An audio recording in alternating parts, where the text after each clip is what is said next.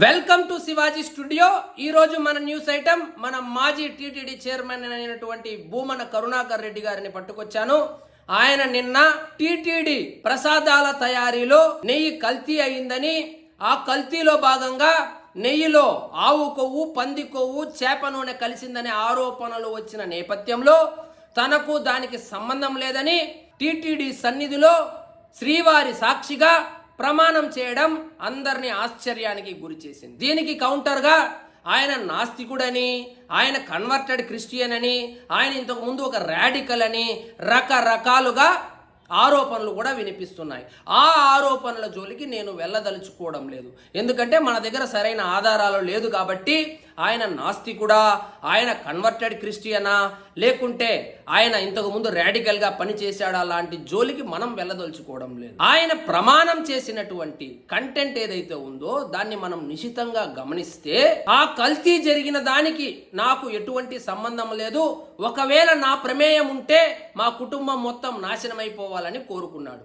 అంతేగాని లడ్డు కల్తీ కాలేదని కానీ, వైఎస్ఆర్సీపీ పార్టీకి సంబంధం లేదని కానీ, లేదా లడ్డు కల్తీలో ఒకవేళ కల్తీ జరిగి ఉంటే మరొక చైర్మన్ అయినటువంటి సుబ్బారెడ్డి గారి హస్తము లేదని కానీ ఆయన ప్రస్తావించలేదు. ఆయన ప్రమాణంలో నాకు స్పష్టంగా కనపడింది ఏమంటే, ఆ లడ్డు కల్తీకి సంబంధించి నాకు గాని నా కుటుంబానికి గాని సంబంధం లేదు అని ప్రమాణం చేసినట్లు నాకు అనిపించింది. అదే నోటితో లడ్డు కల్తీ మాత్రమే కాకుండా టీటీడీకి సంబంధించి నేను కానీ మా కుటుంబం కానీ ఒక్క రూపాయి కూడా అవినీతికి పాల్పడలేదు అని కానీ ప్రమాణం చేసింటే నిజంగా చాలా అభినందించేవాళ్ళం. అదంతా పక్కన పెట్టి కేవలం లడ్డూ విషయాన్ని మాత్రమే ప్రస్తావిస్తూ లడ్డూ కల్తీకి సంబంధించి మాకు కానీ నా కుటుంబానికి కానీ ఎటువంటి సంబంధం లేదు అని చాలా చాకచక్యంగా తప్పించుకునే ప్రయత్నం చేశాడు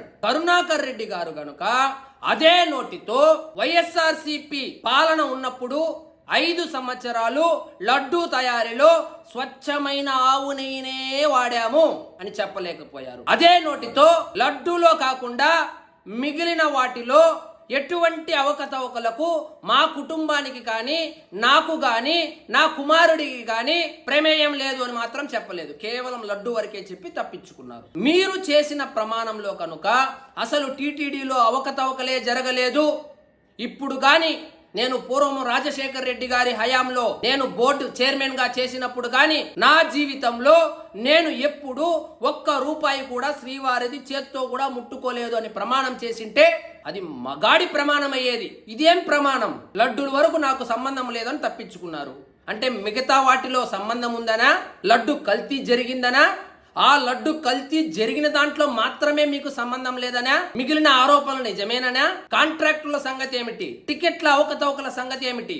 మిగిలిన టీటీడీలో జరిగిన అవకతవకల సంగతి ఏమిటి? శ్రీవారి పేరు చెప్పుకొని తిరుపతిలో జరిగినటువంటి అవకతవకల సంగతి ఏమిటి? కరుణాకర్ రెడ్డి గారు వాటినన్నిటినీ సైడ్ ట్రాక్ చేస్తూ కేవలము నెయ్యికి లడ్డుకు మా కుటుంబానికి ఎటువంటి సంబంధం లేదు అని జస్ట్ అట్లా కామెడీగా ప్రమాణం చేసి వెళ్ళిపోయారు. శ్రీవారి సాక్షిగా మా కుటుంబము నాశనం అయిపోతుంది అని మీరు ప్రమాణంలో పేర్కొన్నారు.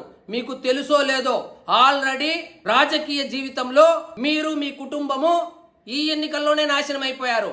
మీరు ఒకసారి ఎన్నికల ఫలితాలను గమనిస్తే ముక్కు ముఖం తెలియని చిత్తూరులో పుట్టి పెరిగినటువంటి ఒక అభ్యర్థిని, అది జనసేన అభ్యర్థిని తిరుపతికి తీసుకొచ్చి నిలబెడితే రాయలసీమలో జగన్మోహన్ రెడ్డి కన్నా ఎక్కువ మెజారిటీతో తిరుపతి ప్రజలు తీర్పిచ్చారంటే అది దేనికి సంకేతమని మీరు భావిస్తున్నారు కరుణాకర్ రెడ్డి గారు? మీరు ఎటువంటి అవకతవకలే చేయకపోయి ఉంటే అంత ఘోరమైన పరాభవం ఎన్నికల్లో ఎందుకు వస్తుందని మీకు జరగవలసిన డ్యామేజ్ కన్నా ఎక్కువే జరిగిపోయింది.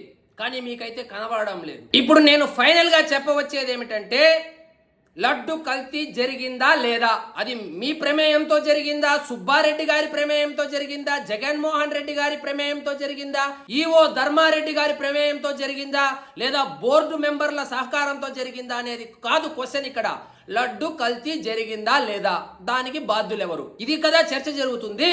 దీన్ని పక్కదోవ పట్టించడానికి ఒకవేళ కల్తీలో నేను భాగస్వామి అయ్యింటే రక్తం కక్కుకొని చచ్చిపోతాను, పుట్టగతులుండవు, మా కుటుంబం నాశనం అయిపోతుంది అని ప్రమాణాలు చేస్తున్నారు మీరు. లడ్డు కల్తీ జరిగిందా లేదా, ఎవరు చేశారు అనేది విచారణలో తేలుతుంది. అంతవరకు ఇలాంటి కామెడీ ప్రమాణాలు చేసి దయచేసి మరోసారి హిందువుల మనోభావాలను మాత్రం దెబ్బతీయద్దండి కరుణాకర్ రెడ్డి గారు. ఇదండి ఈరోజు మన టాపిక్.